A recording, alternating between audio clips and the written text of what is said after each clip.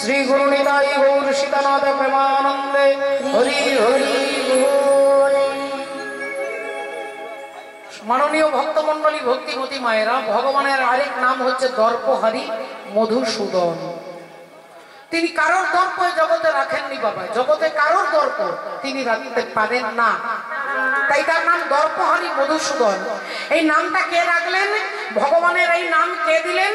আপনারা ভগবান শ্রীকৃষ্ণের 108 শতনামের মধ্যে আপনারা ভালো করে যারা অনেকের মায়েদের মুখস্থ আছে একটু মনে করে দেখুন। শ্রীনন্দ রাখিল নাম নন্দের নন্দন, শ্রীনন্দ রাখিল নামে নন্দের নন্দন, শ্রীনন্দ রাখিল নামে নন্দের নন্দন। যশোদা রাখিল নাম যাদু বাছাধন, যশোদা রাখিল নাম যাদু বাছাধন, যশোদা রাখিল নাম যাদু বাছাধন। উপানন্দ নাম রাখে সুন্দর গোপাল, উপানন্দ নামে রাখে সুন্দর গোপাল, উপানন্দ নামে রাখে সুন্দর গোপাল। ব্রজবালক নাম রাখে ঠাকুর রাখাল, ব্রজবালক নামে রাখে ঠাকুর রাখাল, ব্রজবালক নামে রাখে ঠাকুর রাখাল। পশুপতি নাম রাখে গরুর মহাবীর, পশুপতি নামে রাখে গরুর মহাবীর, পশুপতি নামে রাখে গরুর মহাবীর। আর দর্পহারী নাম রাখে অর্জুন সুধীর। নরপহারী নামে রাখে অর্জুন সুধীর, নরপহারী নামে রাখে অর্জুন সুধীর। ভগবানের নাম দর্পহারী মধুসূদন, এর নামটা রেখেছেন অর্জুন, আর অর্জুনেরই ভগবান দর্পচূর্ণ করবেন। তার তথ্য ইতিহাস জানতে গেলে আজকে আমরা চলে যাব আজকে সরাসরি যেখানে মা গান্ধারী শতপুত্র বিরহে যন্ত্রণায় কাঁদছেন। একটা অন্ধকার ঘরে বসে একটা টিম করে প্রদীপ জ্বলছে, চারিদিকে অন্ধকার, মাঝে মাঝে আবছা দেখা যাচ্ছে। প্রদীপের আলোতে মা গান্ধারী তার নিজের হাতে 2 হাত দিয়ে নিজের মাথার চুলগুলোকে ছিঁড়ছে আর চিৎকার করে মরা ছেলেগুলোকে ডাকছে। যারা মরে গেছে কুরুক্ষেত্রের যুদ্ধে, সেই যুদ্ধে মরে যাওয়া ছেলেগুলোকে চিৎকার করে মা গান্ধারী ডাকছে, ওরে দুর্যোধন, ওরে দুর্যোধন,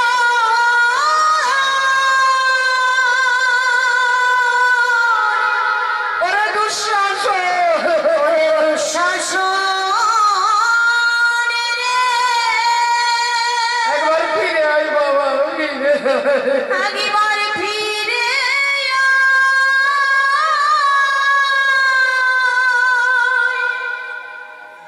আগেবার ফিরে একবার ফিরে আয়। ফিরে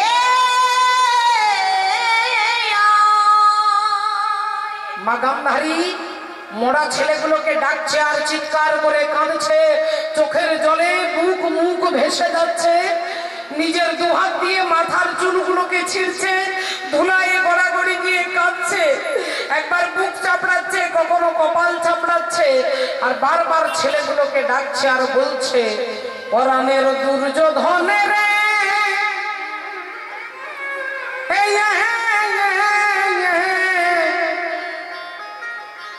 ওই আমি কোন দেশে যাব তোর না গিয়া, পরাণের দুর্যোধন রে,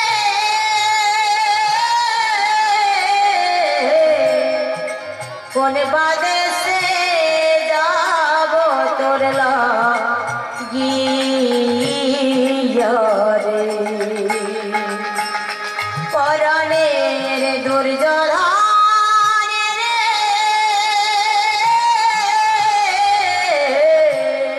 কোন দেশে যাব তোর না গিয়া,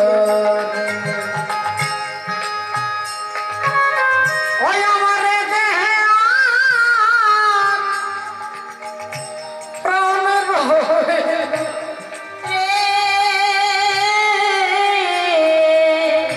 আমার দেহে প্রাণ রবে না রে, এ দেহে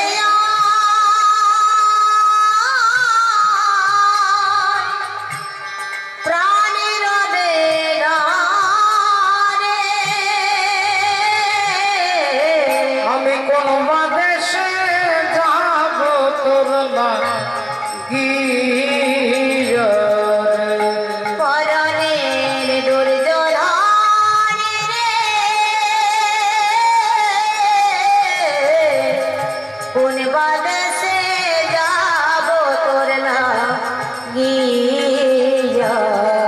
রে। ওরে বাপ দুর্যোধন, কতদিন তোদেরকে দেখি নাই বাবা, একবার ফিরে এসে আমার গলাটা জড়িয়ে ধরে আমাকে মা বলে ডাক। কতদিন তোদের মুখ থেকে আমি মা ডাক শুনি না।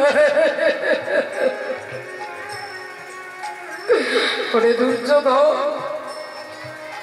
মনে যদি আগুন লেগে যায় সবাই দেখতে পায়, কিন্তু আমার মনের মধ্যে যে আগুন লেগেছে আগুনটা কেউ দেখতে পায়। ওরে বনের আগুন সবাই দেখে, মনের আগুন দেখে না। আর যে ফুল শুকায়ে গেছে মনে রাখে না রে, মনে রাখে না। ওরে বনের আগুন সবাই দেখে, মনের আগুন দেখে না। আহা যে ফুল শুকায়ে গেছে কেউ মনে রাখে না,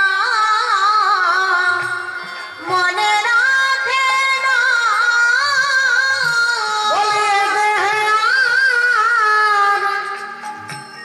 প্রাণ রবে না রে,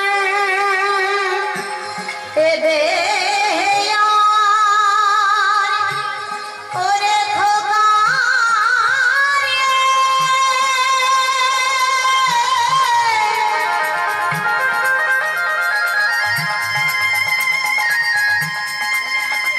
একবার ফিরে একবার ফিরে আয় বাবা, একবার ফিরে আয়, ফিরে আয়। বাবলা পাখি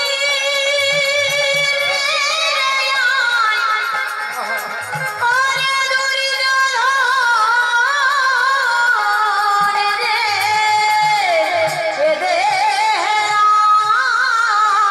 আর প্রাণ রবে না রে। আমি কোন বাদেশে যাব তোর লাগিয়া। পরাণের দুর্যোধন রে কোন বাদেশে যাব তোর লাগিয়া রে। আমি কোন বাদেশে যাব তোর লাগিয়া রে। আমি কোন বাদেশে যাব তোর লাগিয়া রে। পেছন থেকে মা গান্ধারীকে চিৎকার করে মিষ্টি করে কে যেন বলে উঠলেন, মা, মাগো। চমকে উঠলেন গান্ধারী। শতপুত্রের জননী মা গান্ধারী, যাকে আজকে মা বলে ডাকবার মতো কেউ নেই, সেই গান্ধারী শুনতে পেলেন পেছনে দাঁড়িয়ে কে যেন মা বলে ডাকছে। চমকে উঠলেন গান্ধারী, কে কে তুমি? কে তুমি আমায় মা বলে ডাকছো? এই উত্তপ্ত মরুভূমির বুকে এক পশলা বৃষ্টির মতো তোমার মাতৃ সম্বোধন আমাকে আনন্দে আনন্দে উদ্বেল করেছে। কে তুমি? আমি তোমায় দেখতে চাই, আমি তোমায় দেখতে চাই। তুমি কে? তুমি মানব না তুমি দানব? তুমি দয়াল না তুমি ভয়াল? তুমি ক্ষুদ্র না তুমি বৃহৎ? আমি তোমায় দেখতে চাই, তুমি কি? বললেন, মাগো, ডান দিকে বাঁ দিকে সামনে পেছনে ঘুরলে আমাকে দেখা যাবে না। এরকম লক্ষ লক্ষ হ্যালোজিন জ্বেলে দিলে আমাকে দেখা যায় না। আমাকে দেখতে গেলে যে আলোটার প্রয়োজন তার নাম হচ্ছে দিব্য জ্ঞান।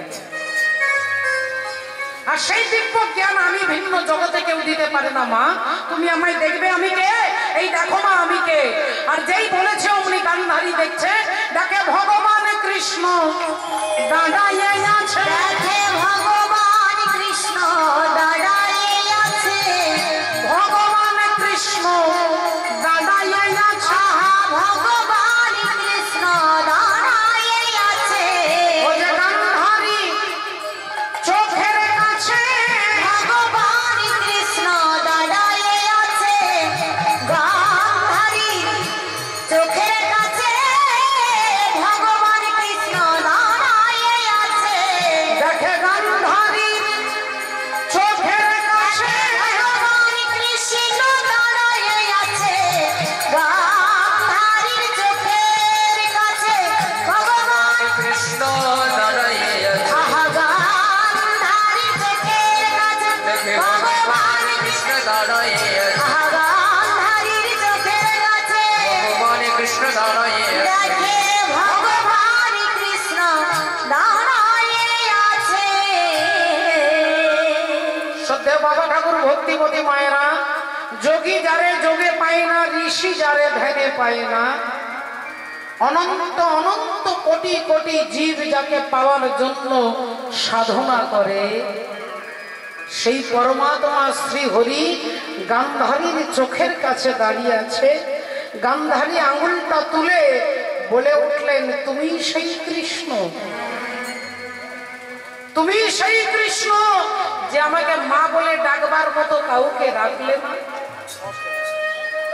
তুমি সেই কৃষ্ণ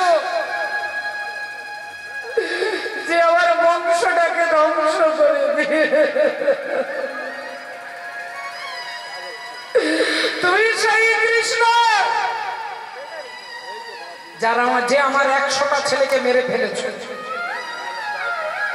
এই কৃষ্ণ রে আজ সন্তান হারা জননী গান্ধারী, আজ এই গান্ধারী তোমাকে অভিশাপ দিচ্ছি, তুমি আমার বংশে যেমন বাতি দিতে কাউকে রাখলে না, একদিন আমার মতো তোমার বংশ ধ্বংস হয়ে যাবে, একদিন আমার মতো তোমার বংশ ধ্বংস হয়ে যাবে। যেই এ কথা বলেছেন, ভগবান একগাল মিষ্টি হেসে বললেন, মা ও মা, তোমার দেওয়া অভিশাপ আমি মাথায় তুলে নিলাম, তোমার অভিশাপ আমি মাথায় তুলে নিলাম, আমি কথা দিচ্ছি আমার বংশ ধ্বংস হবে, কিন্তু হেই মা গান্ধারী, তোমার একটাও ছেলেকে আমি মারিনি মা, তোমার একটাও ছেলেকে আমি মারিনি, মেরেছে তাদের কর্ম। তুমি মনে করে দেখো মা, যেদিন কুরুক্ষেত্রের যুদ্ধ শুরু হবে, যুদ্ধ শুরু হওয়ার আগে তোমার ছেলে দুর্যোধন তোমাকে প্রণাম করতে এসেছিল, আর প্রণাম করতে এসে ছেলে তোমার পায়ে হাত দিয়ে বললেন, মা তুমি আমাকে আশীর্বাদ করো, আমি যুদ্ধে যেন জয়লাভ করতে পারি। সেদিন তুমি মা গান্ধারী তোমার ছেলের মাথা থেকে হাতটা সরিয়ে নিয়ে বললে, বাবা দুর্যোধন, যে যুদ্ধে তুই যাচ্ছিস এই যুদ্ধের নাম ধর্মযুদ্ধ, এই যুদ্ধের নাম ধর্মযুদ্ধ, আর এই ধর্মযুদ্ধে তুই হারবি না তুই জিতবি আমি বলতে পারবো না বাবা, তবে হ্যাঁ আমি তোর মা, তুই আমার ছেলে, এই তোর মাথায় হাত রেখে আশীর্বাদ করে বলছি, ধর্মপক্ষের হবে জয়, যে পক্ষে শ্রীকৃষ্ণ রয়, ধর্মপক্ষের হবে জয়, যে পক্ষে শ্রীকৃষ্ণ রয়। এটা তুমি তোমার ছেলে দুর্যোধনকে বললে, আর আজকে তুমি রাতের অন্ধকারে দাঁড়িয়ে আমাকে বলছো আমি তোমার 100টা ছেলেকে মেরে ফেলেছি। তাই মা, এতে তোমার কোনো দোষ নেই, মায়াবদ্ধ জীব, সংসার চক্রে আবদ্ধ জীব ভগবানকে দোষ দিয়েই কথা বলে। ভগবানকে আমরাও বলি, তুমি কানা, তুমি অন্ধ, তুমি দেখতে পাও না, তোমার বিচার ঠিক নেই, তোমার ওটা ঠিক নেই, এটা ঠিক নেই। তাই তোমার অভিশাপ আমি মাথায় তুলে নিলাম মা।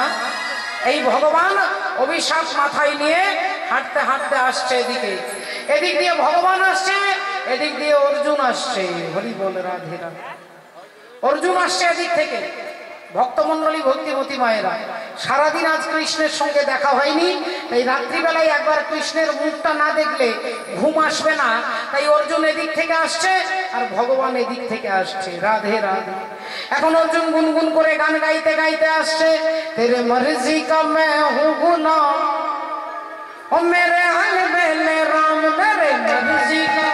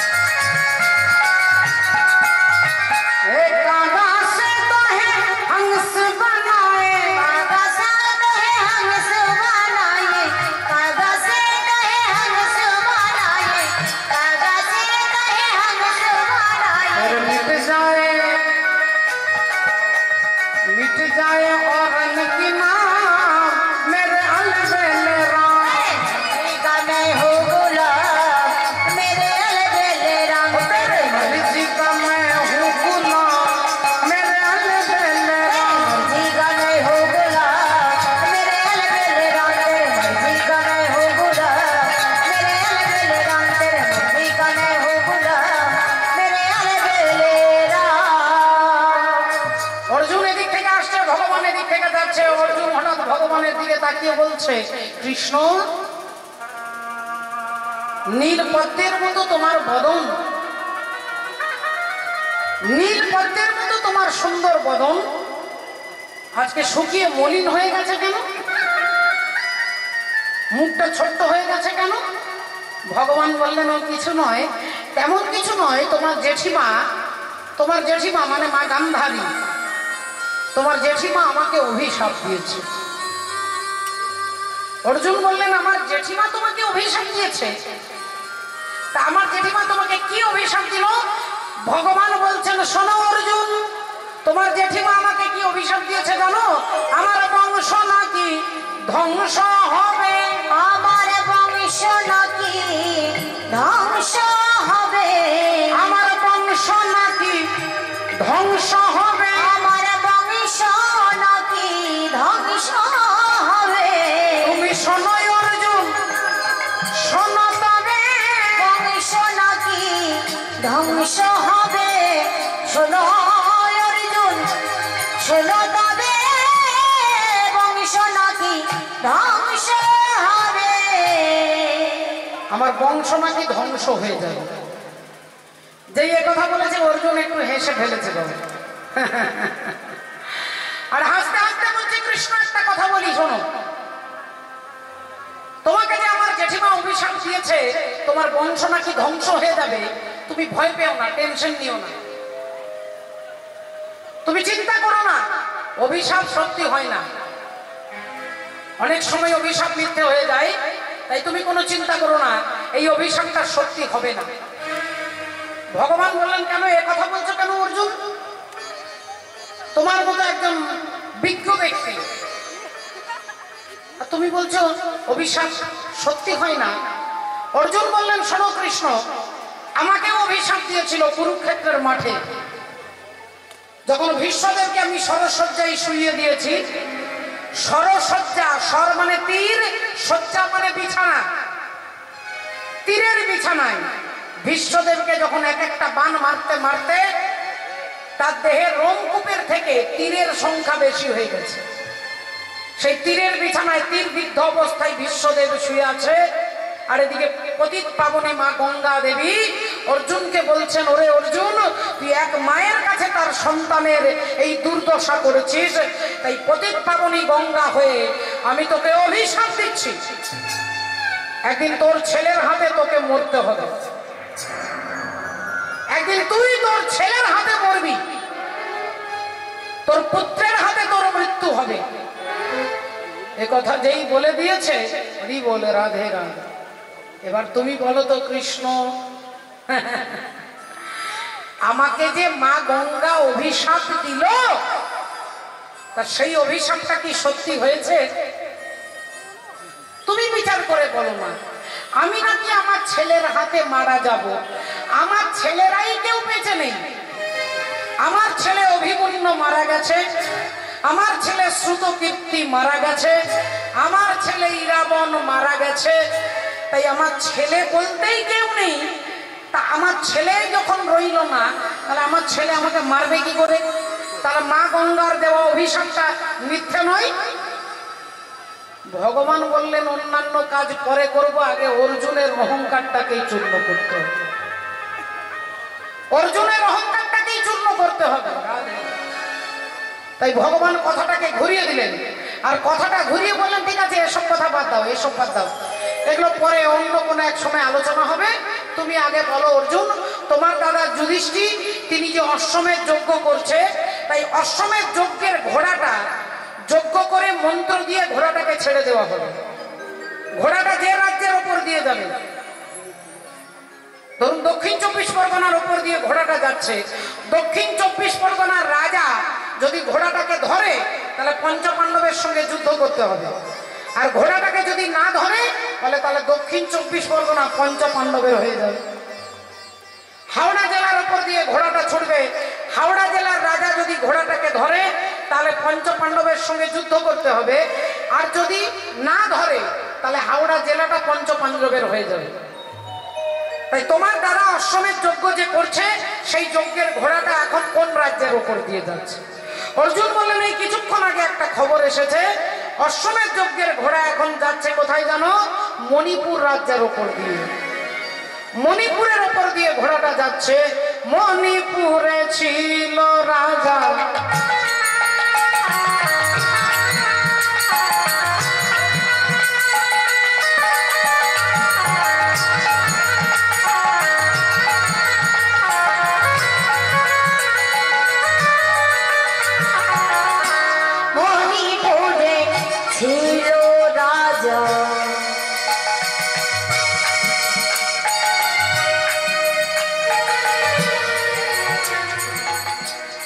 বজ্রবাহন না, বজ্রবাহন না, বজ্রবাহন না। মণিপুরে ছিল রাজা, বজ্রবাহন না, বজ্রবাহন নামে, বজ্রবাহন নামে। তাহলে মণিপুর রাজ্যের রাজার নাম হচ্ছে বজ্রবাহন। আর ধর্মে কর্মে ছিল মতি,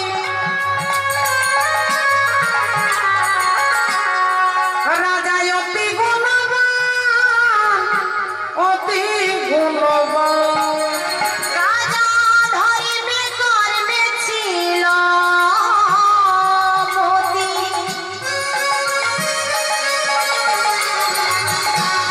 অতি গুণবান, অতি গুণবান। মণিপুরে ছিল রাজা বজ্রবাহন না, বজ্রবাহন না।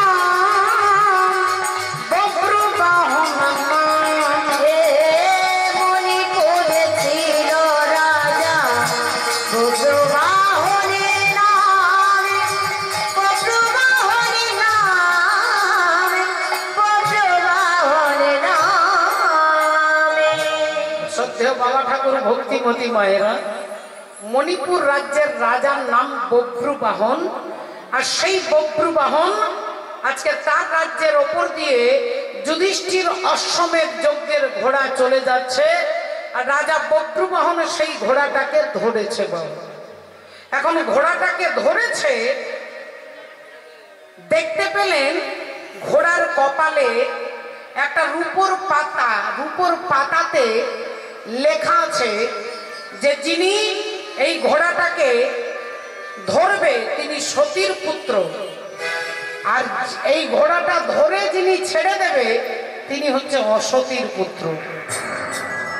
যিনি সতীর পুত্র হবে তিনি ঘোড়াটাকে ধরবে, আর অসতীর পুত্র হলে ঘোড়াটাকে ধরে ছেড়ে দেবে।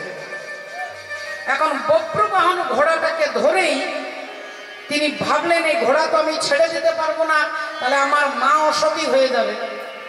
আর তখনই বভ্রুবাহন ঘোড়াটাকে ধরে তার মাকে মায়ের কাছে নিয়ে আসছে, চিৎকার করছে মা মা মা বলে। মাকে দেখাতে নিয়ে আসছে ঘোড়াটাকে, ধরে যেই আনছে মা বলে ডাকছে। মায়ের নাম কি না, মায়ের নাম হচ্ছে দেবী চিত্রাঙ্গদা। মায়ের নাম চিত্রাঙ্গদা। আর বাবার নাম কি না, বাবার নাম হচ্ছে তৃতীয় পাণ্ডব অর্জুন। বাবার নাম অর্জুন আর মায়ের নাম চিত্রাঙ্গদা। কিন্তু আপনারা অবাক হয়ে যাবেন যে ছেলে তার বাবাকে জানে না, আর বাবা জানে না যে আমার একটা ছেলে আছে। বাবা জানে না যে আমার ছেলে আছে, আর ছেলে জানে না যে আমার বাবার নাম অর্জুন। এখন মায়ের কাছে নিয়ে আসছে, ঘোড়াটাকে ধরে চিৎকার করছে মা। অমনি দেবী চিত্রাঙ্গদা বেরিয়েছে, আর বেরিয়ে এসে বললেন কি রে, কি হয়েছে রে বাবা? এই দেখো মা, অশ্বমেধ যজ্ঞের ঘোড়া ধরেছি। খুব ভালো করেছিস বাবা, খুব ভালো করেছিস। তুই আমার বীর পুত্র, তুই আমার বীর পুত্র, তাই এই ঘোড়াটাকে ধরেছিস, খুব ভালো করেছিস। তা হ্যাঁ রে বাবা। হরি বল রাধে। শ্রদ্ধেয় বাবা ঠাকুর ভক্তিমতী মায়েরা, আপনারা শুনলেন যে ছেলে তার বাবাকে চেনে না, আর বাবা তার ছেলেকে জানে না। আপনারা বলবেন আচ্ছা এটা তো কখনো এরকম উদ্ভট কথা, একটা ছেলে তার বাবাকে জানবে না, একজন বাবা তার ছেলেকে চিনবে না, এটা কি হতে পারে? হরি বল। তাহলে এর কারণটা জানতে গেলে যেতে হবে একটু আগে থেকে, একটু আগে থেকে যেতে হবে। যেদিন অর্জুন বিয়ে করলেন ধ্রুপদ রাজার কন্যা দ্রৌপদীকে বিবাহ করলেন। অর্জুন বিবাহ করলেন ধ্রুপদ রাজার কন্যা দ্রৌপদী। ধ্রুপদ রাজা তিনি রাজসভাতে, বড় বড় রাজা মহারাজা সব বসে আছে। বললেন এই যে মাথার ছাদের ওপরে, ওই সিলিং এর ওপরে একটা রূপোর মাছ, রূপোর মাছটা ঘুরবে, আর এই মাছের চোখটাকে যিনি লক্ষ্য ভেদ করতে পারবে তার সঙ্গে আমি আমার মেয়ে দ্রৌপদীর বিয়ে দেব। বড় বড় রাজা মহারাজা এসে প্রচেষ্টা করছে, একটা তীর ছুঁড়ে দিয়েছে, কখনো মাছের লেজে লাগছে, কারোরটা পিঠে লাগছে, কেউ বুকে মারছে, কেউ মাথায় মারছে, কেউ কপালে মারছে, কিন্তু মাছের চোখটাকে কেউ লক্ষ্য ভেদ করতে পারছে না। অগত্যা অর্জুন এলেন, আর অর্জুন মাছের চোখটাকে দেখে আর গুরুদেবকে স্মরণ করে যেই তীরটা ছেড়ে দিয়েছে,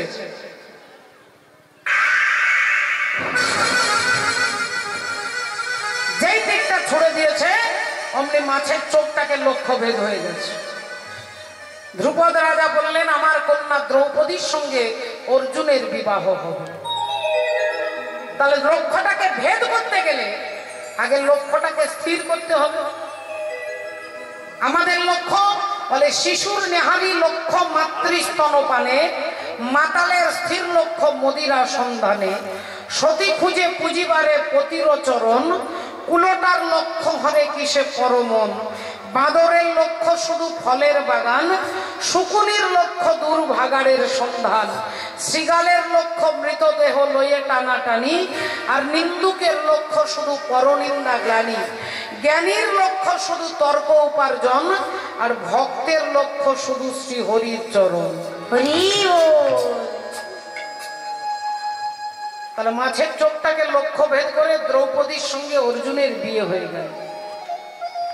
অর্জুন এখন দ্রৌপদীর হাতে ধরে তার মায়ের কাছে কুন্তী দেবীর কাছে নিয়ে আসছেন। এদিকে কুন্তী দেবী মশলা বাড়ছেন, রাধে রাধে, কুন্তী দেবী মশলা বাড়ছেন মাগো। আর অর্জুন পেছন থেকে চিৎকার করে বলে উঠলেন, মা মা কি এনেছি দেখো মা, দেখো মা আজকে ভিক্ষায় কি এনেছি।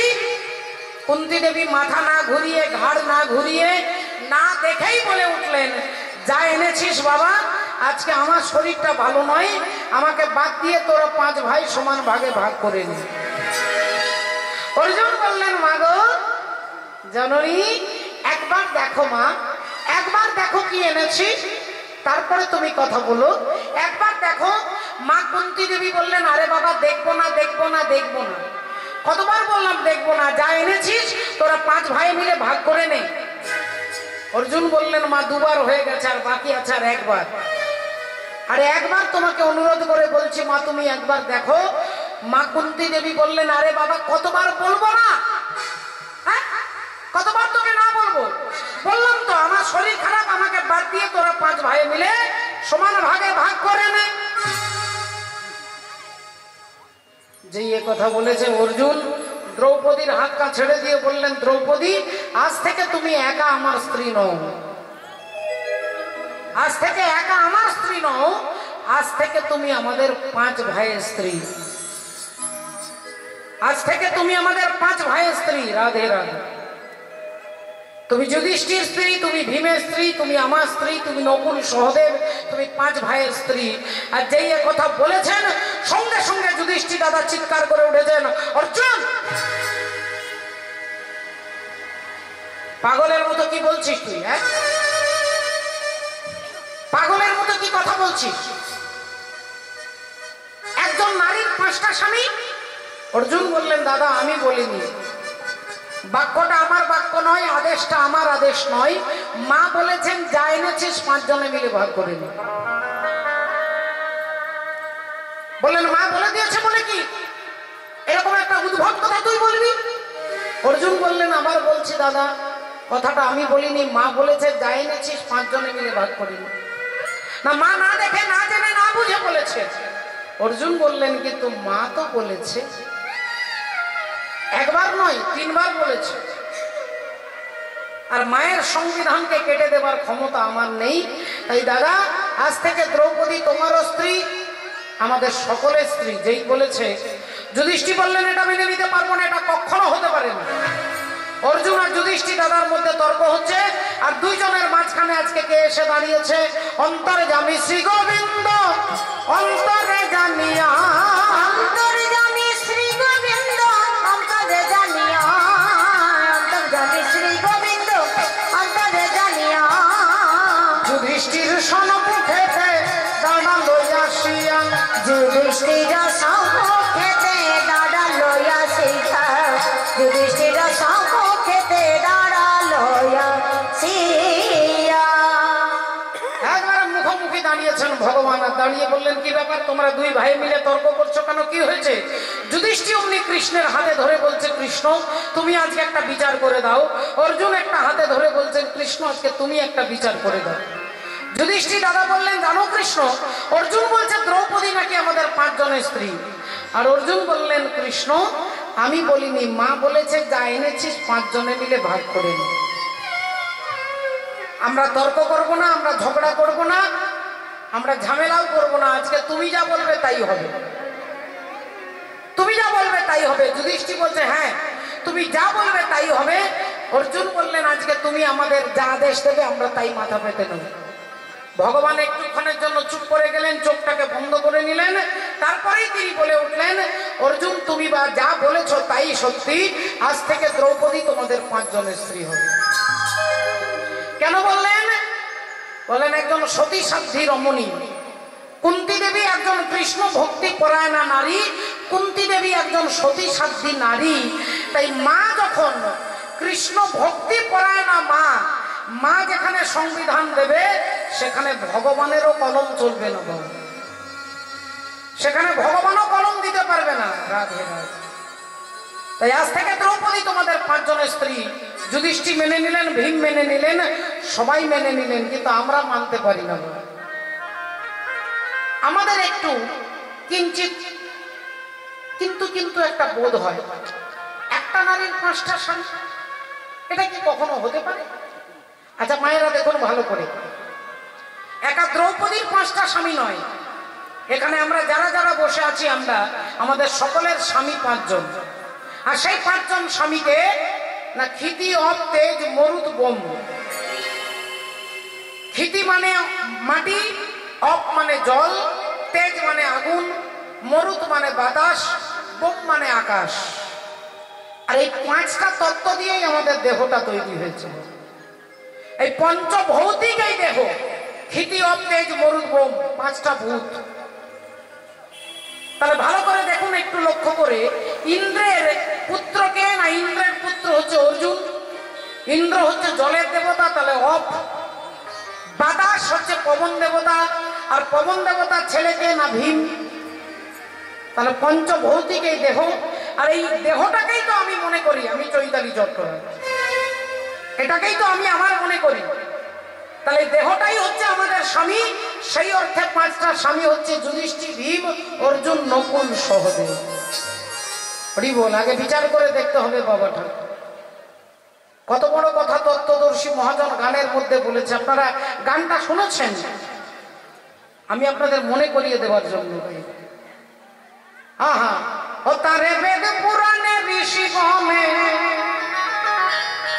ও দেখো ভব নদী বলেছে, ডায়মন্ড হারবার থানার নিচে যে নদী আছে,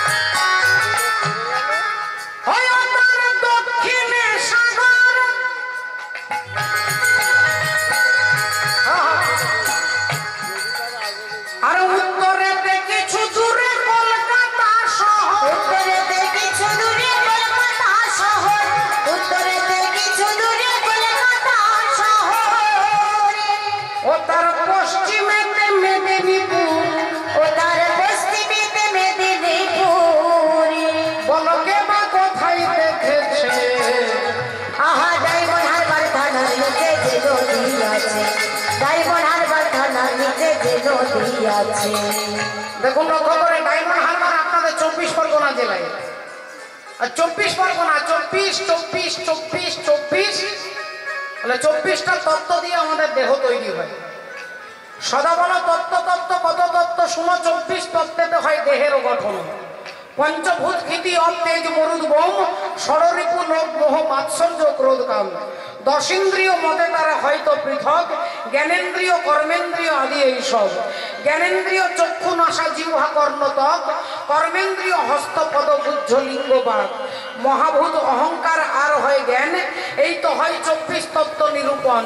কিবা কারিগরের আজব কারিগরি, তার মধ্যে 6 পদ্ম রাখিয়াছে পুরী। সহস্রারে হয় পদ্ম সহস্রেক দল, অষ্টদল পদ্ম রয় তাহারও ভিতর। তার মধ্যে নারী আছে 3.5 কোটি, 72,000 নারী তাতে আছে আঁটি। 72,000 নারীর মধ্যে 700 প্রধান যে হয়, আর 700 নারীর মধ্যে 124 নারী তাতে শ্রেষ্ঠ হয়। 124 নারীর মধ্যে 32 নারী শ্রেষ্ঠ, বিশ্বভরি আর নাম হয়েছে উল্লেখ্য। সেই 32 নারীর মধ্যে আছে নারী 3, ইড়া পিঙ্গলা সুষুম্না প্রবীণ। বাম ভাগে ইড়া, দক্ষিণে পিঙ্গলা, মধ্যখানে সুষুম্না, চক্রভেদ রহিলা। এই দেহতত্ত্ব যেই জন জানে, নরলোকে তুচ্ছ তারে দেবলোকে মানে।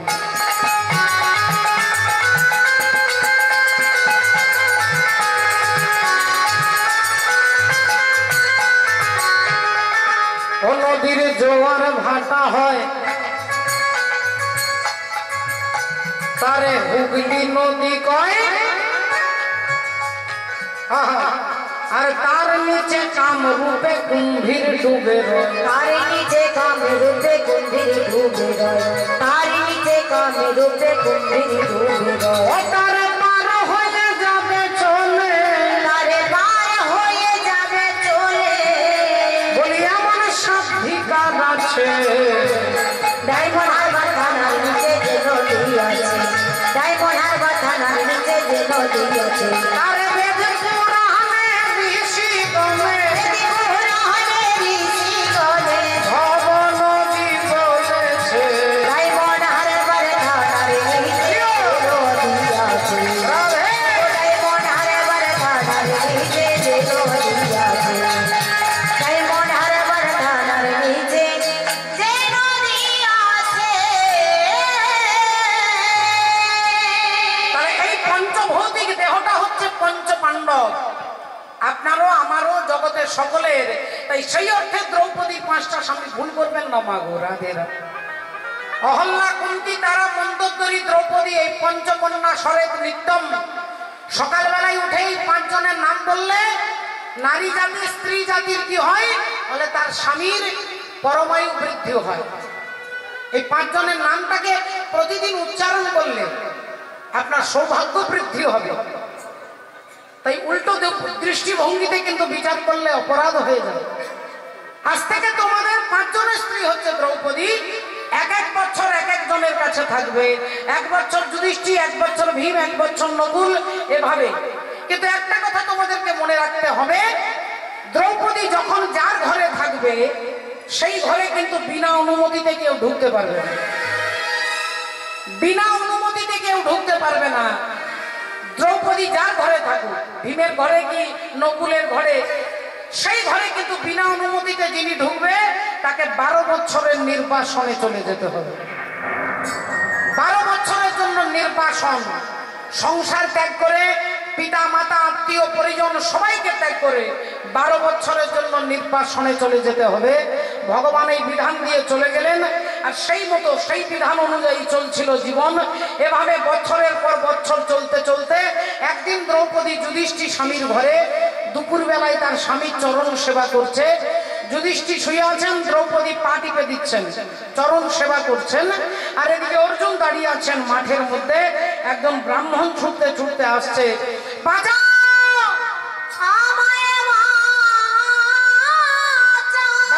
অর্জুন, অর্জুন আমায় বাঁচাও, অর্জুন আমায় বাঁচাও। চমকে উঠলেন অর্জুন, কি কি কি কি কি হয়ে যান না, কি হয়েছে? হে বেদজ্ঞ ব্রাহ্মণ, আপনি কাঁদতে কাঁদতে আসছেন, আপনার সারা শরীরটা কাঁপছে, কি হয়েছে? ব্রাহ্মণ বললেন, কিছুক্ষণ আগে আমার একটা গাভী মাতা, আমার বাড়িতে একটা গরু ছিল, আর ওই গরুটাকে একটা বাঘ টানতে টানতে নিয়ে চলে যাচ্ছে। ওই গাভী মাতা হচ্ছে আমার জীবন, একমাত্র আমার বাঁচার অবলম্বন। অর্জুন, তুমি পারো আমার গাভী মাতাকে রক্ষা করতে, তুমি আমায় সাহায্য করো অর্জুন, সাহায্য।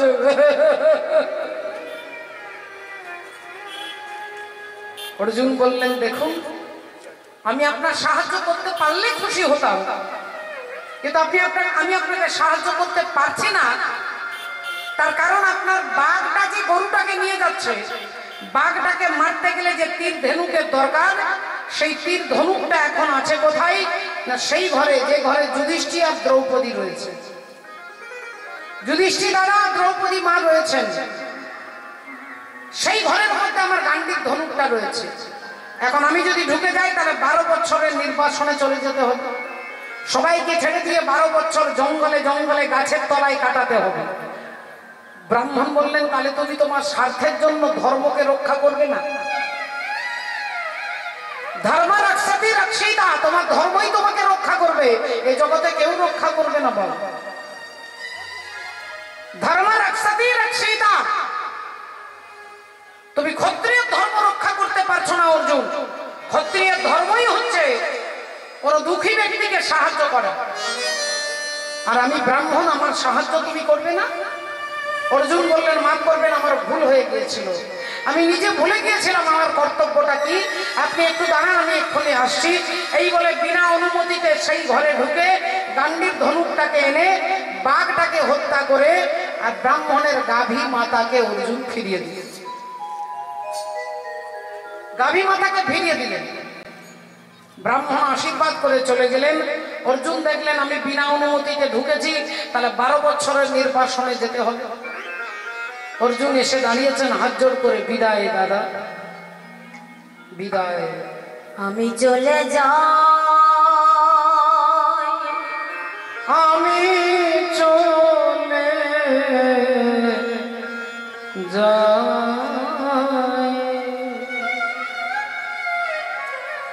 আমি চলে যাই।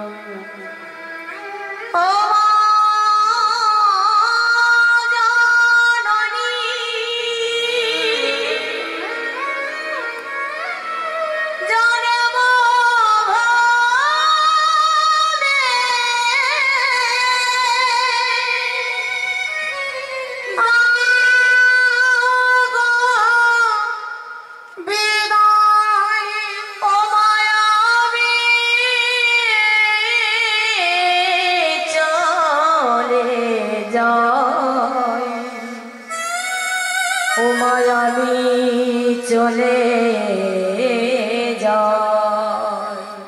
বিদায় দাদা, বিদায় জানাই তোমাদের সবাইকে।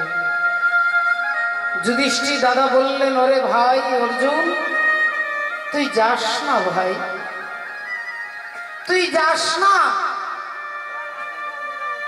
তোর কোনো দোষ নেই, তোর কোনো অন্যায় নেই, তুই এই ঘরে ঢুকেছিস বিনা অনুমতিতে, তাতে তোর কোনো দোষ হয়নি, তুই একজন ব্রাহ্মণকে সাহায্য করবার জন্য এই ঘরে ঢুকেছিস, তুই নির্বাসনে যাস না ভাই, যাস না দাদা। যিনি নিয়ম তৈরি করেছে তারা যদি নিয়মটাকে ভাঙে, এ দেশের কল্যাণ হতে পারে না বাবা। যারা রক্ষক তারাই যদি ভক্ষক হয়, তাহলে দুর্দশার শেষ থাকবে না, দুর্গতির শেষ থাকবে না। নিয়মটা তৈরি করেছে যখন তিনি, সেই নিয়মটাকে পালন যদি আমরা করতে না পারি, তাহলে সাধারণ পাবলিক কি করে করবে? অর্জুন বলছেন, দাদা তুমি আমায় বিদায় দাও। দাদা অনেক বোঝানোর চেষ্টা করলেন, অনেক কান্নাকাটি করলেন, কিন্তু অর্জুন ওই একটা জায়গায় অবিচল, যে নিয়ম পালন আমরা না করলে আমরা সমাজকে কি করে শিক্ষা দেব। তাই দাদা গো প্রণাম করে অর্জুন বেরিয়ে চলে যাচ্ছে। প্রভুজি প্রভুজি प्रभु जी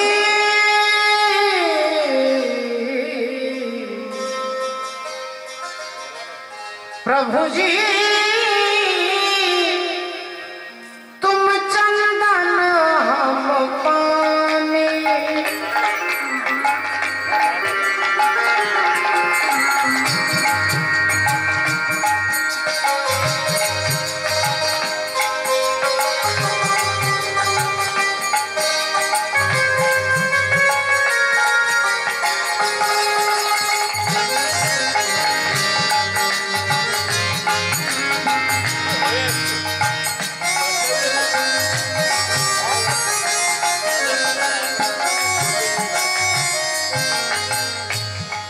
जाति अंग अंग बास समानी जाति अंग अंग बास समानी प्रभु जी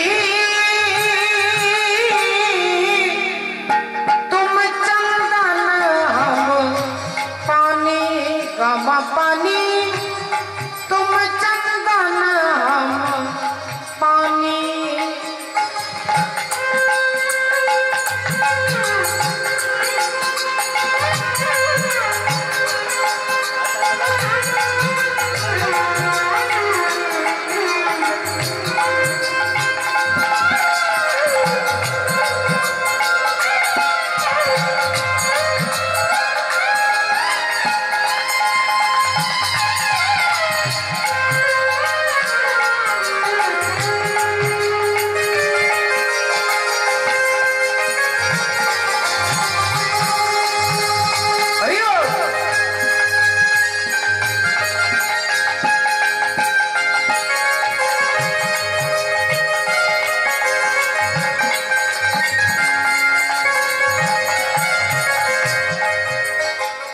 भगवान के बोलছে তুমি চন্দন আর আমি জল তুমি চন্দন हम पानी पानी মানে জল আর চন্দন আপনারা সকলে জানেন পূজোর কাজে ব্যবহার করেন এটা একটা ছোট্ট চন্দন কাঠের টুকরোর দাম 1200 1400 1500 2000 থেকে শুরু হয় কিন্তু জলের দাম বলে কলের জল পুকুরের জল নদীর জল আনতে গেলে আপনার কাছে কেউ টাকা নেবে না আর জল যদি আপনি বিসলেরি কিনতে যান 30 টাকা চন্দনের দাম 1500 টাকা জলের দাম 30 টাকা আবার কিছু কিছু জল যার কোনো টাকা লাগে না তাহলে ভক্ত হচ্ছে জল আর ভগবান হচ্ছে চন্দন আপনারা বলবেন তাহলে ভক্তের কোনো দাম নেই বলে বাবা যে জলটা কোনো পয়সা দিয়ে আপনাকে কিনতে হবে না ওই জলটা যদি না থাকে চন্দন কাঠটাকে ঘষলে কিন্তু চন্দন বেরোবে না চন্দন পিড়িতে আগে আপনাকে জল দিতে হবে তারপরে চন্দন ঘষলে চন্দন বেরোবে আপনারা যদি না থাকতেন আপনারা যদি সাহায্য না করতেন এত বড় ভুবন মঙ্গল মহাযজ্ঞানুষ্ঠান কোনোদিনই অনুষ্ঠিত হতে পারত না তাহলে ভক্তের একটা মর্যাদা আছে প্রভুজি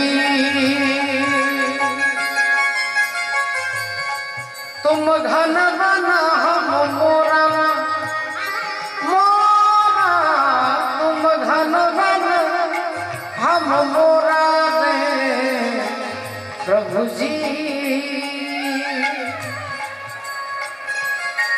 तुम घन बना हम मोरा मोरा तुम घन बना हम मोरा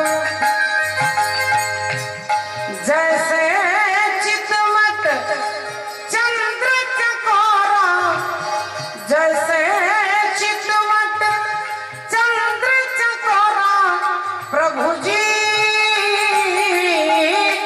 तुम चंदन हम पानी गम पानी तुम चंदन हम पानी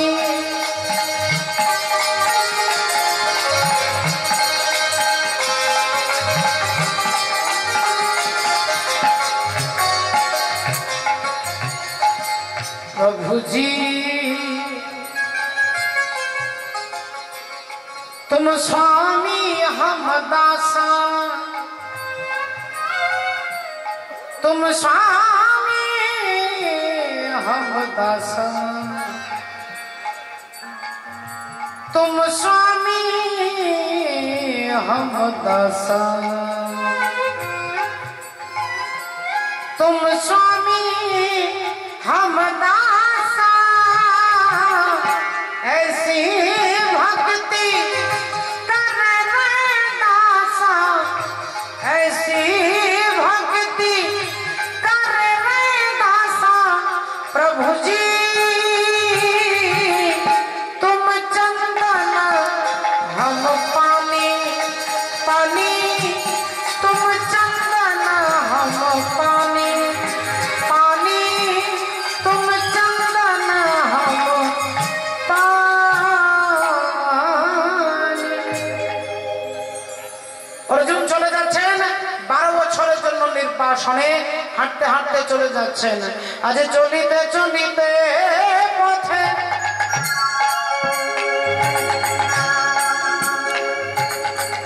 ওগো হা গোবিন্দ বলি ডাকে আজি চলে যাই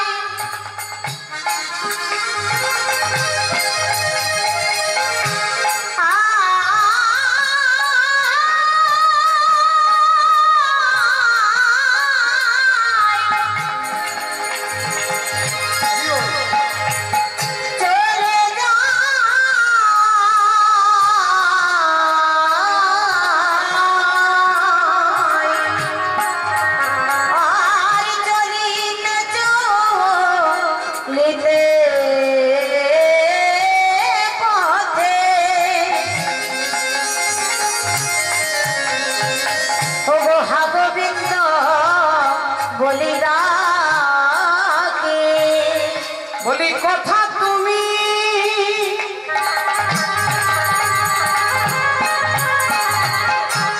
বলি দিনের দয়াল হবি হে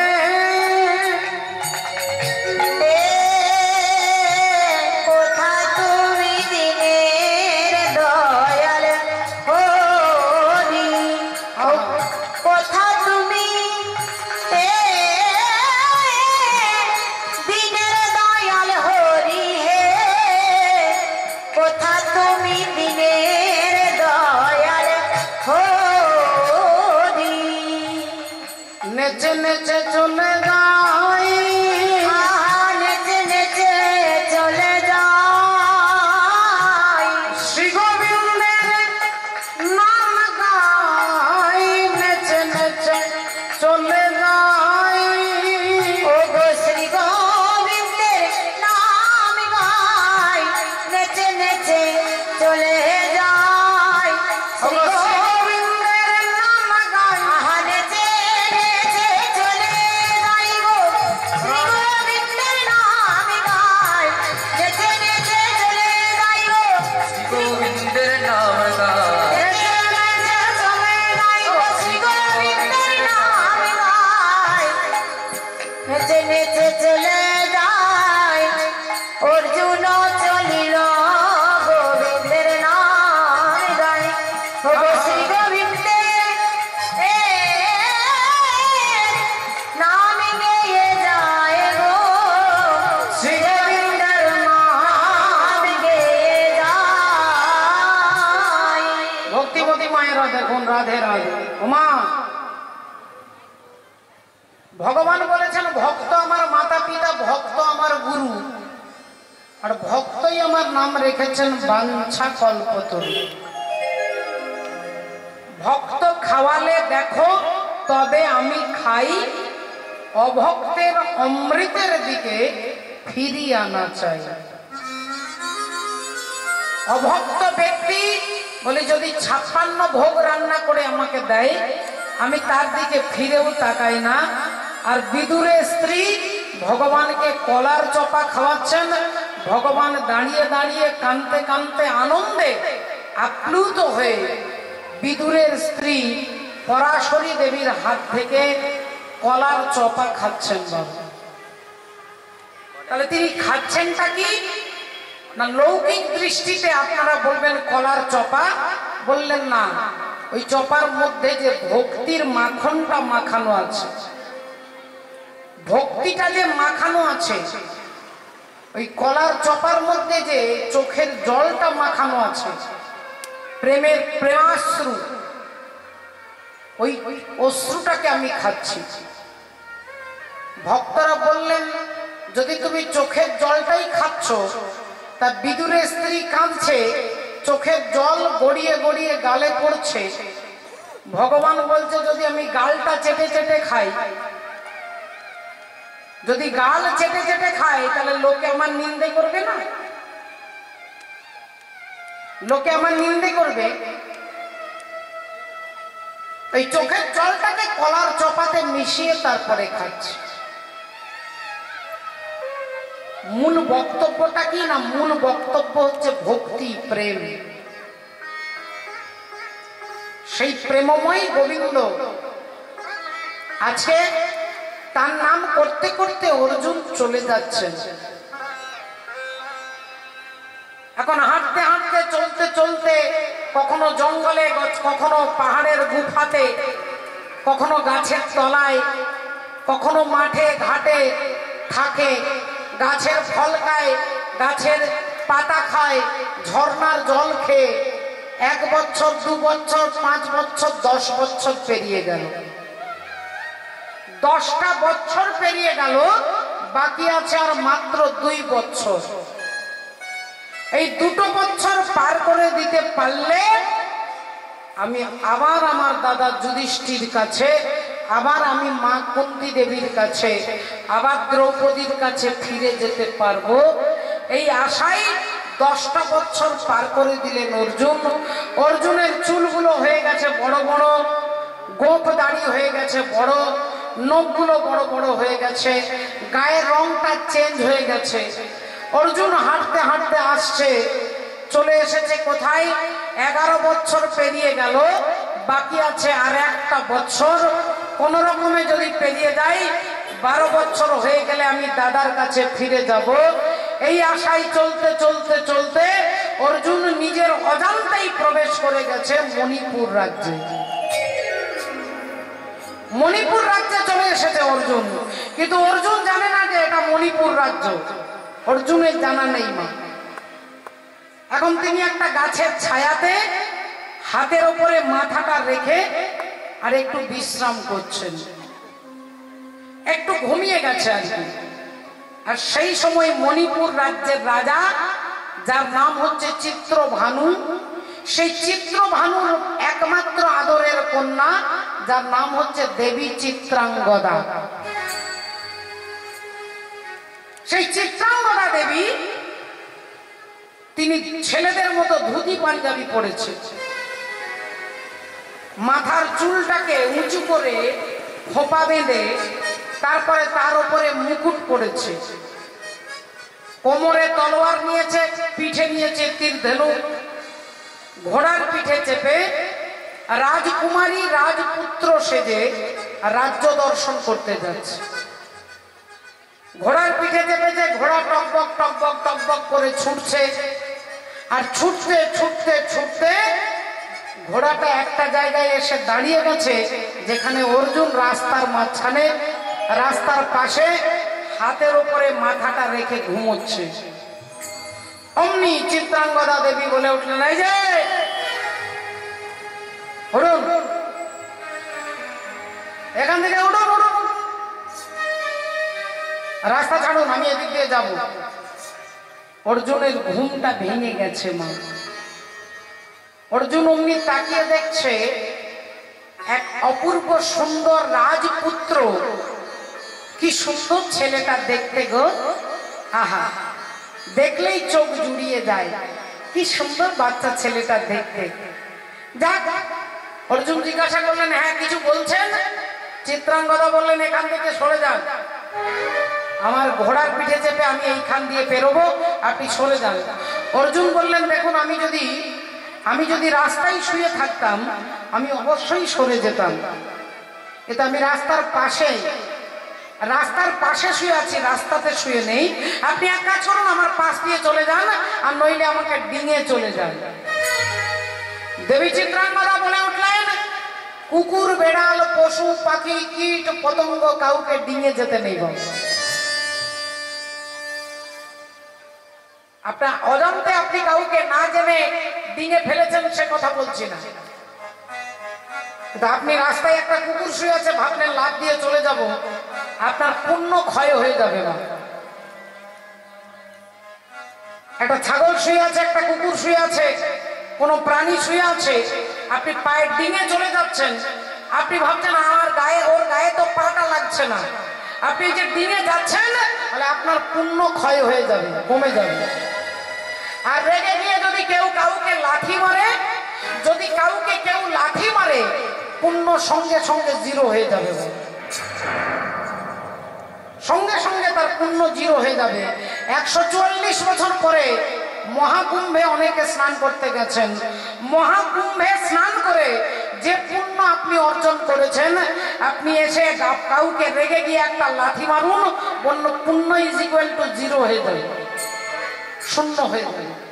তাই চিত্রাঙ্গদা দেবী বললেন আমি তোমাকে ডিঙে পেরোতে পারবো না, আর আমার ঘোড়া তোমার পাশ দিয়ে যাচ্ছে না, তুমি এখান থেকে সরো, ওঠো। অর্জুন বললেন যদি না উঠি, চিত্রাঙ্গদা বলছে তোমাকে টেনে ধরে হাতে তুলে তোমাকে রাস্তা থেকে ছুঁড়ে ফেলে দেবো। আপনি আমাকে টেনে ছুঁড়ে ফেলে দেবেন? তাহলে এক কাজ করুন, আপনি আমাকে ছুঁড়েই ফেলে দিন, আপনি আগে আমাকে টেনে সরিয়ে দেন, তাহলে আমি সরে যাব। চিত্রাঙ্গদা দেবী রেগে গিয়ে ঘোড়ার পিঠ থেকে নেমে আর অর্জুনের হাতটা ধরে টান দিচ্ছে।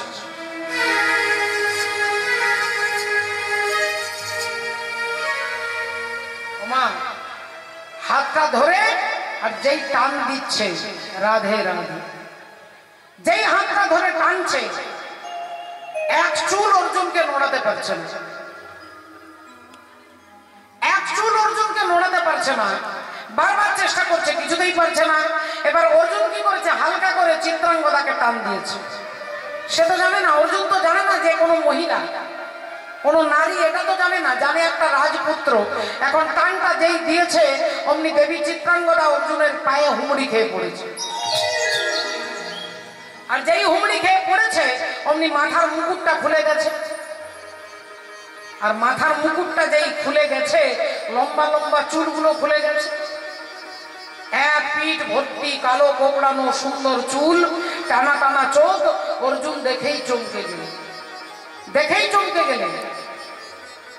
অর্জুন এবার কথা বলতে পারছে না, ভাবছে কে তুমি, কে? দেবী চিত্রাঙ্গদা বললেন আমি চিত্রভানু রাজার কন্যা, আমার নাম চিত্রাঙ্গদা। এবার তুমি বলো তুমি কে?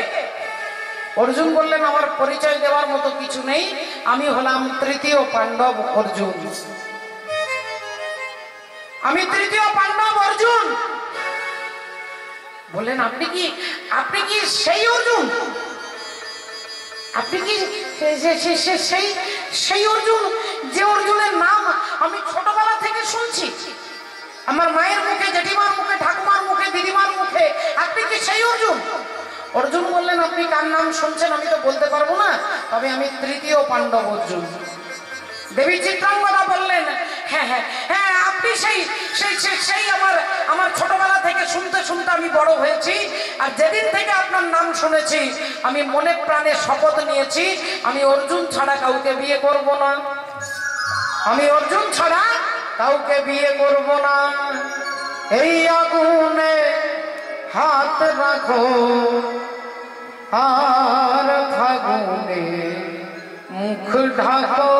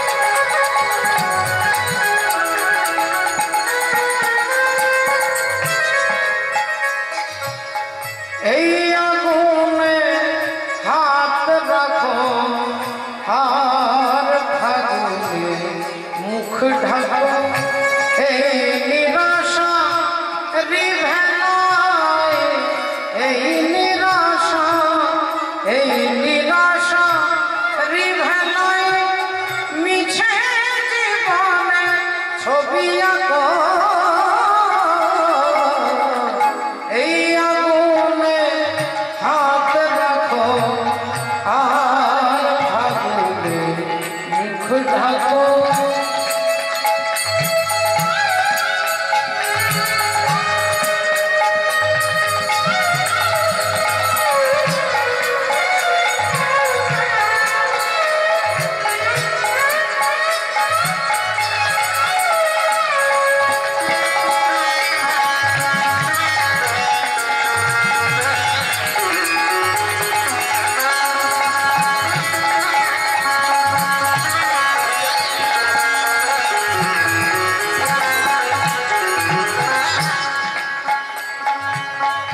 উড়বে না হয় একটু হাত থাকবে তার অজুহাত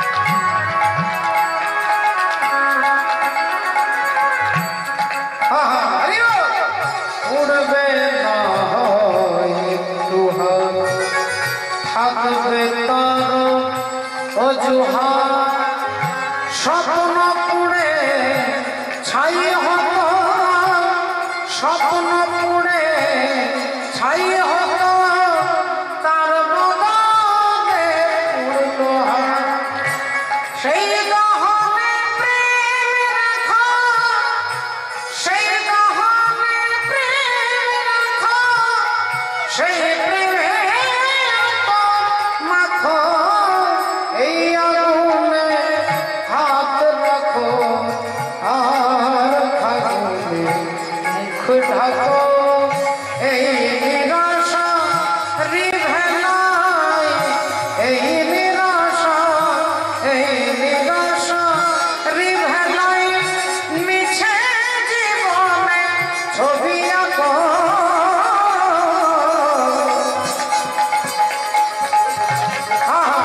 এই আগুনে হাত রাখো আর ফাগুনে মুখ ঢাকো এই আগুনে হাত রাখো আর ফাগুনে মুখ ঢাকো। চিত্রাঙ্গনা অর্জুনকে বলছে আপনি সেই অর্জুন যাকে আমি ছোটবেলা থেকে নাম শুনতে শুনতে বড় হয়েছি, আমি মনে প্রাণে আপনাকে স্বামীর সিংহাসনে বসিয়েছি, আমি অর্জুন ছাড়া কাউকে বিবাহ করব না, তাই আমি রাজপুত্রের পোশাক পরে ধুতি পাঞ্জাবি পরে ঘুরেছি, কারণ আমি অর্জুন ছাড়া কাউকে বিয়ে করতে চাই না। তাই আপনি যখন অর্জুন, আপনি দয়া করে আমার পানি গ্রহণ করুন, আমাকে বিবাহ করুন। অর্জুন কি করলেন অগত্যা গান্ধর্ব মতে চিত্রাঙ্গদার সঙ্গে অর্জুনের বিয়ে হয়ে গেল। বিবাহের কয়েকটা মাস পেরিয়ে গেল, বাকি আছে আর মাত্র কয়েকটা দিন, আর এই কয়েকটা দিন পেরিয়ে গেলেই 12 বছর হয়ে যাবে আর আমি চলে যাব আমার দাদার কাছে। অর্জুনের ভাব এটা যে 12 বছর হয়ে গেলে আমি চলে যাব, আর এদিকে দেবী চিত্রাঙ্গদা তিনি ছুটে আসছেন তার স্বামী অর্জুনকে আজকে একটা আনন্দের সংবাদ দেবে যে তিনি মা হতে চলেছেন, তিনি মা হতে চলেছেন। এই আনন্দের সংবাদটা দেওয়ার জন্য দেবী চিত্রাঙ্গদা ছুটতে ছুটতে আসছে, চিত্রাঙ্গদা ছুটতে ছুটতে আসছে। ভাবছে অর্জুন শুনলে খুব খুশি হবে, তিনি বাবা হবে, আমি মা হব, এই সংবাদটা দেওয়ার জন্য আসছে। আর এদিকে অর্জুন অপেক্ষা করছে যে আজকের ভোরবেলায় আমি চিত্রাঙ্গদাকে পরিত্যাগ করে চিরকালের মতো চলে যাব। চিত্রাঙ্গদা যেই একটা পা তার ঘরের ভেতরে, একটা পা বাইরে, অমনি অর্জুন এসে হাতটা ধরেছে চিত্রাঙ্গদা। বলুন স্বামী, তুমি আমাকে কত ভালোবাসো? চিত্রাঙ্গদা কার সঙ্গে কম্পেয়ার করবে, তুলনা দেবে? বললেন আমি আমার প্রাণের থেকে আপনাকে বেশি ভালোবাসি। বললেন আচ্ছা, তাহলে আমার জন্য তুমি সব করতে পারো? বলে হ্যাঁ, সব করতে পারি। আপনার জন্য আমি সব করতে পারি, বলুন স্বামী কি করতে হবে? অর্জুন বললেন তোমার মাথার সিঁদুরে হাত দিয়ে প্রতিজ্ঞা করো আমি যা বলবো তাই করবে। দেবী চিত্রাঙ্গদা কিছু না বুঝে, কিছু না ভেবে, সহজ সরল ভাবে স্বামীর প্রতি ভালোবাসায় নিজের মাথার সিঁদুরে হাত দিয়ে বলছে, স্বামী আপনি যা বলবেন তাই করব, বলুন কি করতে হবে। অর্জুন বললেন, কিছু নয়, আগামী কাল ভোরবেলায় আমি চিরকালের মতো তোমাকে ছেড়ে দিয়ে চলে যাব।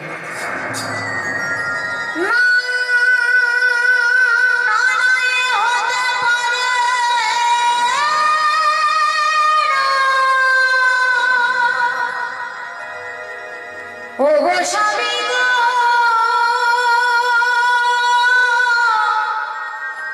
ও গো স্বামী,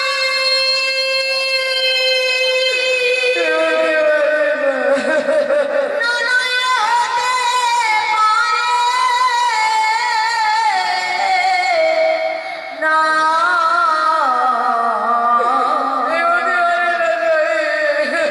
হতে পারে না। ও গো স্বামী, স্বামী গো। চিত্রাঙ্গদা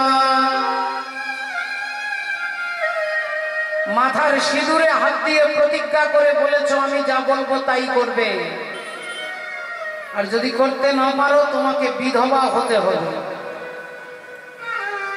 মাথার সিঁদুরে হাত দিয়ে প্রতিজ্ঞা করা এত সহজ নয়। কথা দিয়ে যদি রাখতে না পারো তোমাকে বিধবা হতে হবে। না স্বামী, না, আমি আমার কথা রাখবো স্বামী, আমি আমার কথা রাখবো। অর্জুন বললেন, আমার 2 নম্বর কথা, আমার দ্বিতীয় কথা, আমি তো তোমাকে ছেড়ে চলে যাব, কিন্তু আমি যে তোমার স্বামী এ কথা তুমি কাউকে বলতে পারবে না। আমার পরিচয় তুমি কাউকে দিতে পারবে না, আমি যে তোমার স্বামী এ কথা কাউকে বলতে পারবে না। দেবী চিত্রাঙ্গদা অন্তরে পাথর রেখে যন্ত্রণায় ব্যথায় বোবার মতো হয়ে গেলে তিনি বলতে পারলেন না যে আমার গর্ভের সন্তান, আমি সন্তানের মা হতে চলেছি এ কথা চিত্রাঙ্গদা অর্জুনকে বলতেই পারলেন না। অর্জুন নিশি প্রভাত হতে না হতে দরজাটা খুলে 1 পা 2 পা করে বেরিয়ে চলে যাচ্ছে। চিত্রাঙ্গদা অর্জুনের পায়ের দিকে তাকিয়ে আছে। সব কিছু নিয়ে গেলে যা দিয়েছিলে,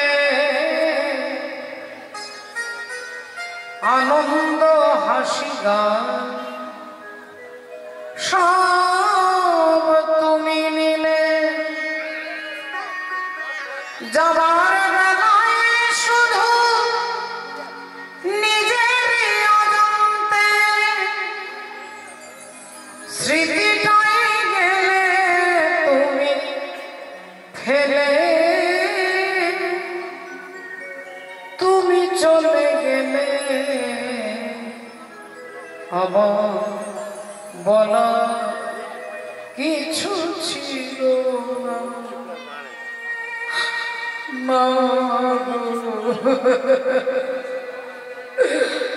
আবার বলা কিছু।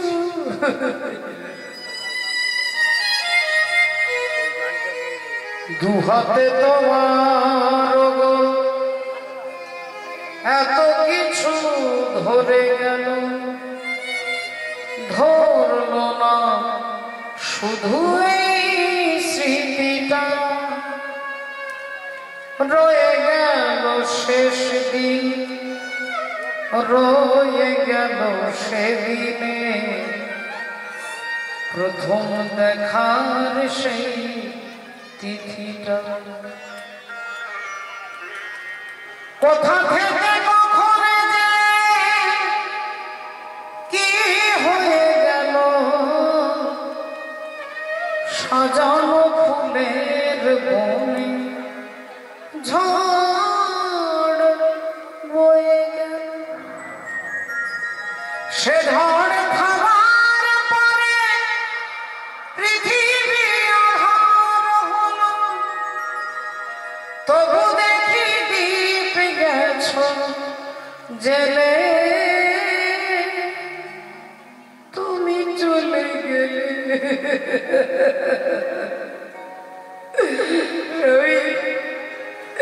একটা বারো জিজ্ঞাসা করলে না স্বামী,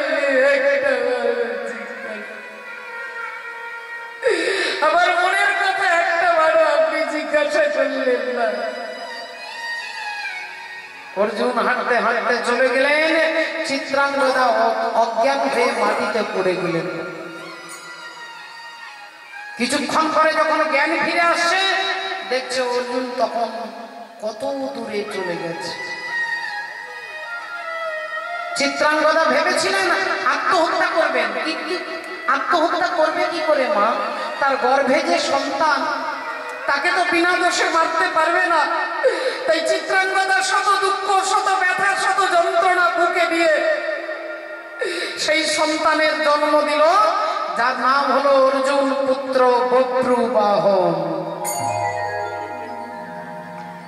অর্জুন পুত্র বভ্রুবাহন চিত্রাঙ্গদার সন্তান। আর সেই ছোট্ট বভ্রুবাহন ছোটবেলা থেকে তার মাকে জিজ্ঞাসা করে, মা আমার বাবা কোথায়? ও মা বলো না মা, আমার বাবা কোথায়? আমার বন্ধুরও দুটো হাত, আমারও দুটো হাত, তাদেরও দুটো পা, আমারও দুটো পা, তাদেরও একটা মাথা, আমারও একটা মাথা, তাহলে তাদের বাবা আছে, আমার কেন বাবা নেই মা? বাচ্চা ছেলে জেদ করে, একটা বাতাসা একটা নাড়ু হাতে দিলে ছেলে ভুলে যায়। একটু বড় হলো যখন, তখন ছেলেকে আদর করে চুমু খায়, আদর করলে ছেলে ভুলে যায়। কিন্তু সেই দেখতে দেখতে ছেলেটা একটু বড় হয়েছে, আর তাকে বাতাসা দিলে ভুলবে না, আর তাকে নাড়ু হাতে দিলে ভুলবে না। জিজ্ঞাসা করে মায়ের কথা প্রতিদিন। আর একদিন অভিমানের দুঃখে চিত্রাঙ্গদা বলে উঠলেন, তোর বাবা কোথায়? আমাকে জিজ্ঞাসা না করে চলে যাও ঠাকুর ঘরে, ওই গিরিধারী গোপালকে গিয়ে জিজ্ঞাসা কর তোর বাবাকে। ওই গিরিধারী জানে একমাত্র তোর বাবাকে, একমাত্র তোর বাবার সুন্দর পরিচয় একমাত্র তিনি জানে, তাই আমাকে প্রতিদিন জিজ্ঞাসা করিস না। ছেলে বললেন, মা গো, এতদিন তোমাকে প্রশ্ন করেছি, এর উত্তর তুমি আমাকে দাওনি মা। আজকে বলছো গিরিধারী গোপাল নাকি জানে আমার বাবাকে। তাই শোনো মা, আজ থেকে আমি তোমাকে জিজ্ঞাসা করব না, আজ থেকে আমি গিরিধারী গোপালকেই জিজ্ঞাসা করব। যে কথা মনের কথা জানি না কেন, মুখে এসে থেমে গেল, বলা গেল না, বলা হলো না। গিরিধারী গোপালকে জিজ্ঞাসা করব। আজ থেকে আমার জীবনের উদ্দেশ্য ওই গিরিধারী গোপালকে খুঁজে বার করা। সে নাকি জানে আমার বাবাকে, সে নাকি আমার পিতৃ পরিচয় জানে। আজ থেকে মাকে জিজ্ঞাসা করব না। সেদিন থেকে তার মনে প্রাণে একটাই চাওয়া, গিরিধারী ভগবান শ্রীকৃষ্ণকে খুঁজে পাওয়া। আর সেই বভ্রুবাহন দেখতে দেখতে বড় হয়ে গেছে, যৌবনে পদার্পণ করেছে। আর সেই বভ্রুবাহন আজকে রাজা হয়েছে, মণিপুর রাজ্যের রাজা। আর তার রাজ্যের ওপর দিয়ে যুধিষ্ঠির অশ্বমেধ যজ্ঞের ঘোড়া যাচ্ছিল, সেই ঘোড়াটাকে ধরে তার মায়ের কাছে নিয়ে আসছে মাকে দেখানোর জন্য। মা, ও মা, দেখো কি এনেছি। আর অমনি মা চিত্রাঙ্গদা বেরিয়ে বললেন, ওরে তুই অশ্বমেধ যজ্ঞের ঘোড়া ধরেছিস, খুব ভালো করেছিস বাবা, খুব ভালো করেছিস। তুই আমার বীর পুত্র, তুই আমার সাহসী পুত্র, তাই অশ্বমেধ যজ্ঞের ঘোড়া তুই ধরেছিস। তা হ্যাঁ রে বাবা, ঘোড়াটা তো ধরলি, কিন্তু অশ্বমেধ যজ্ঞটা করছে কে? বললেন, মা তাদের তো নাম আমার জানা নেই, তবে এই ঘোড়াটার গলায় একটা তামার পাতা আছে, তামার পাতা। আর তামার পাতাতে যারা যজ্ঞ করছে তাদের নামগুলো লেখা আছে। দেখ তো বাবা, দেখ দেখ দেখ দেখ দেখ দেখ কারা যজ্ঞ করছে। তামার পাতাটা হাতে নিয়ে বভ্রুবাহন নামগুলো পড়ছে। প্রথমেই লেখা আছে ধর্মপুত্র যুধিষ্ঠির, তারপরে লেখা আছে দ্বিতীয় পাণ্ডব ভীম, আর তারপরে লেখা আছে তৃতীয় পাণ্ডব অর্জুন। আর যেই অর্জুন নামটা বলেছে অমনি দেবী চিত্রাঙ্গদা চিৎকার করে উঠেছে, ওরে বক্রু! ওরে বক্রু!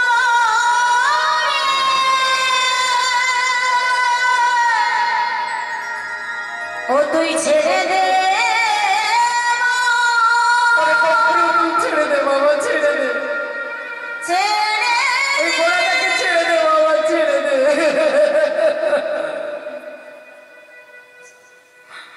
এই ঘোড়াটা তুই ছেড়ে দে বাবা, ছেড়ে দে।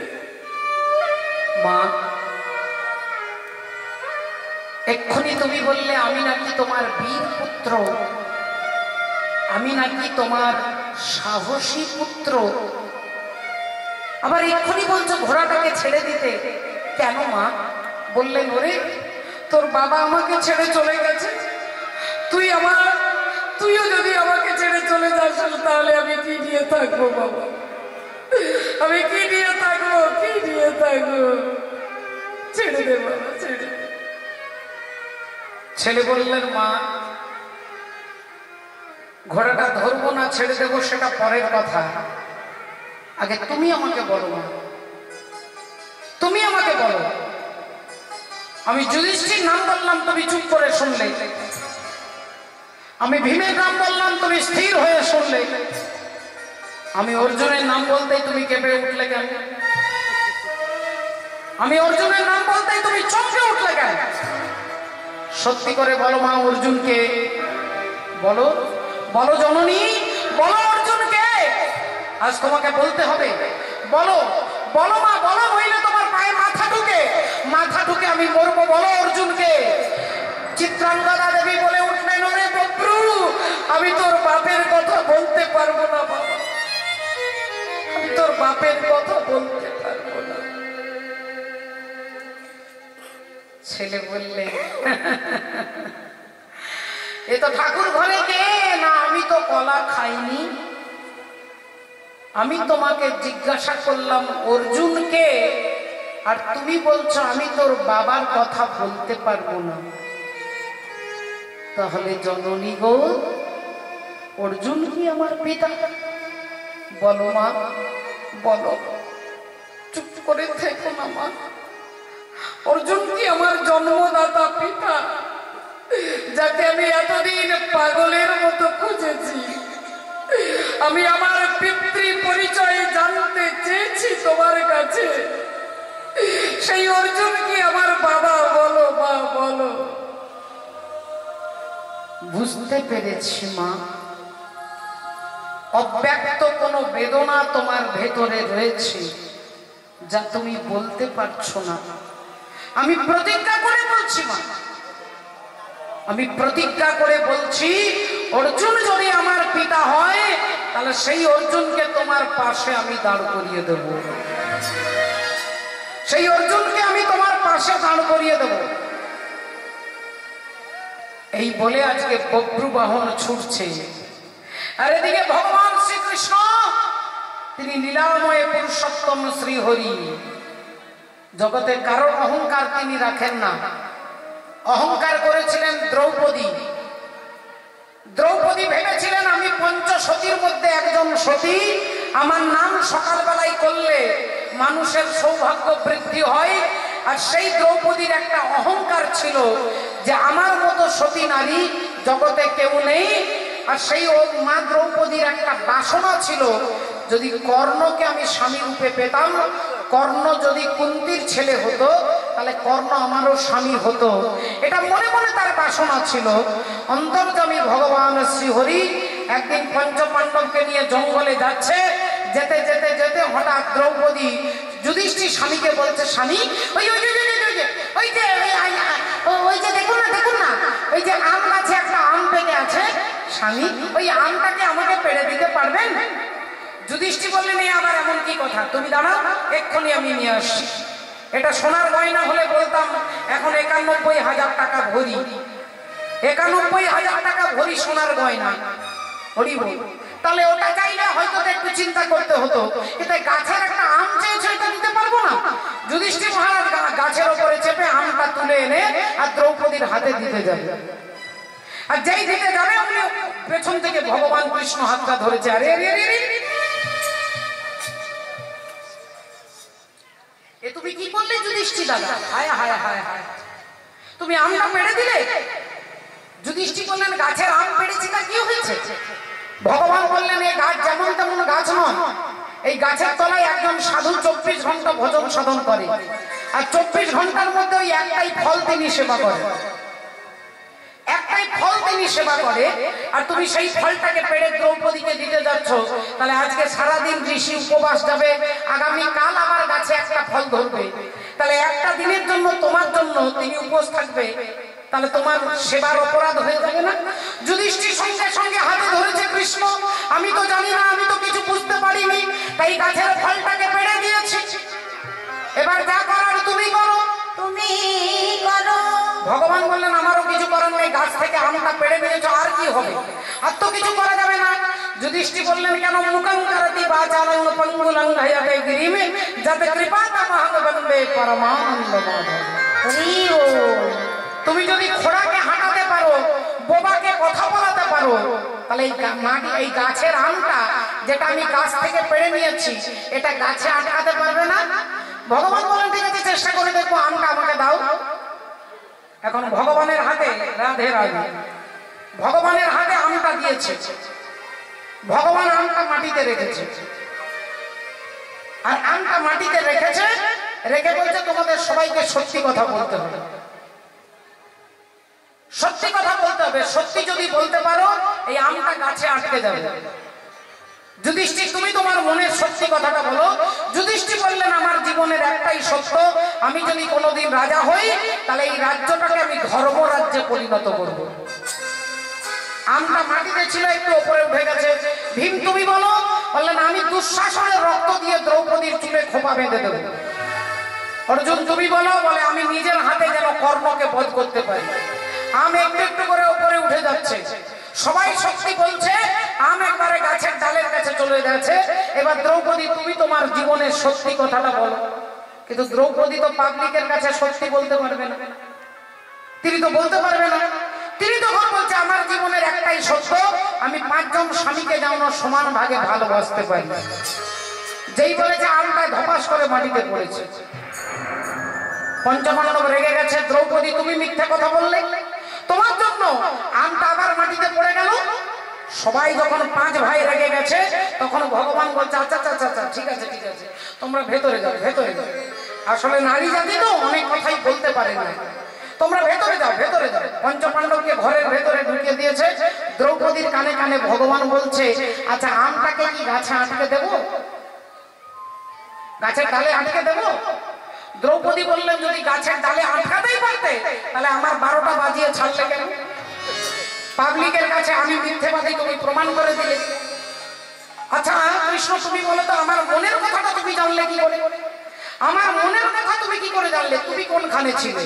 ভগবান বলছে আমি থাকি অন্তরে আছি অন্তরে, থাকি অন্তরে আছি অন্তরে, থাকি অন্তরে আছি অন্তরে, থাকি অন্তরে আছি অন্তরে, থাকি অন্তরে আছি অন্তরে, যে জনে ডাকে যেমন হবে, থাকি অন্তরে আছি অন্তরে, যে জনে ডাকে যেমন হবে, থাকি অন্তরে আছি অন্তরে, যে জনে ডাকে যেমন ভাবে, থাকি অন্তরে, হরি বল। ও যেমন ভাবে যে জনে ডাকে, থাকি অন্তরে আছি অন্তরে, থাকি অন্তরে আছি অন্তরে। এদিকে ভগবান কৃষ্ণ অর্জুনকে নিয়ে আসছে, বলছেন তোমাদের যুধিষ্ঠির অশ্বমেধ যজ্ঞের ঘোড়া মণিপুর রাজ্যের রাজা ধরেছে, চলো অর্জুন যুদ্ধ করতে যেতে হবে। অর্জুনকে নিয়ে আসছে যুদ্ধ করতে। আসল উদ্দেশ্য যুদ্ধ নয়, তার অহংকারটাকে চূর্ণ করা। আর বক্রুর বাহন ছুটতে ছুটতে যাচ্ছে, পিতা পিতা পিতা বলি ছুটিতে লাগিল, পিতা পিতা পিতা বলি ছুটে যায়, ছুটে যায়,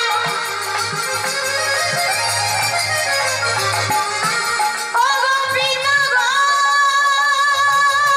পিতা গো, ও গো পিতা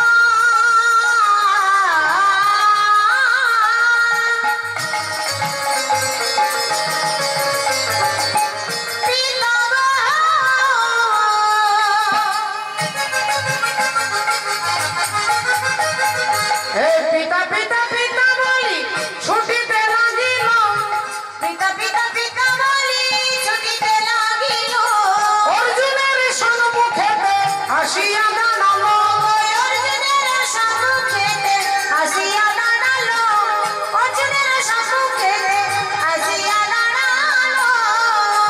ভক্তমণ্ডলী ভক্তিমতী মায়েরা,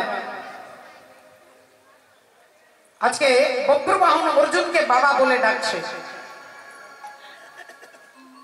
পরবর্তী লীলা রাসলীলা শুরু হবে। আমাদের সময় আর মাত্র ক্ষণিক।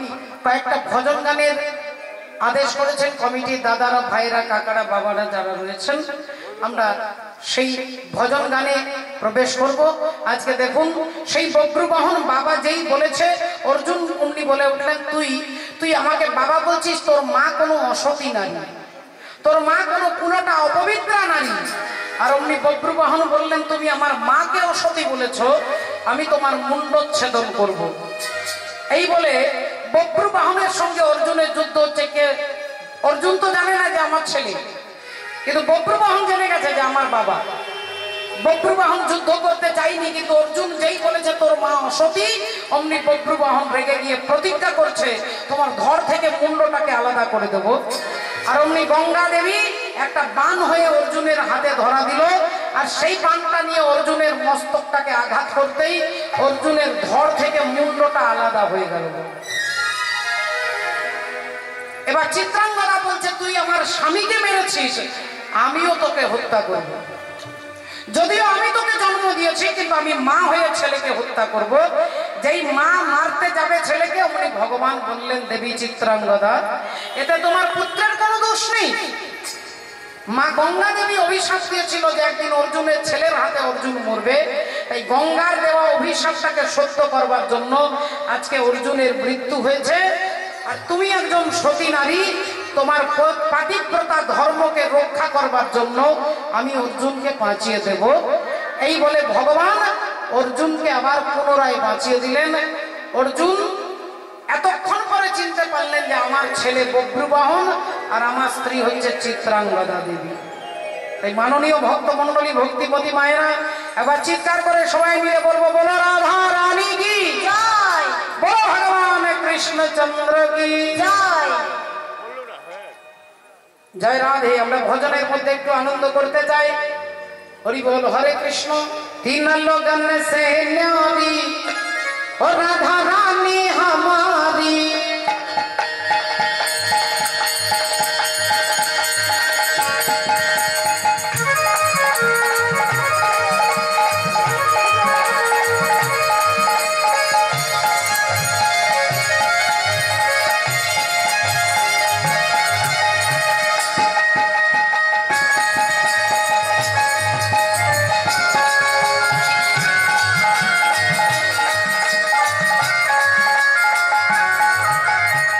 रानी हम